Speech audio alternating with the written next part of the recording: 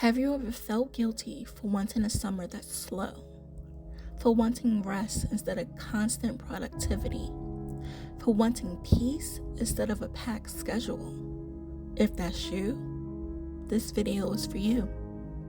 We live in a world that celebrates busyness, a world that praises productivity, a world that makes you feel like every moment should be used to improve, hustle, or achieve something.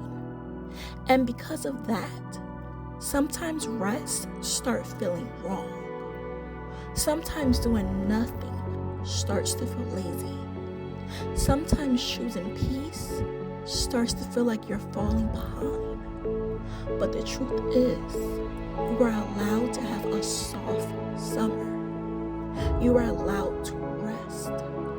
You are allowed to do less.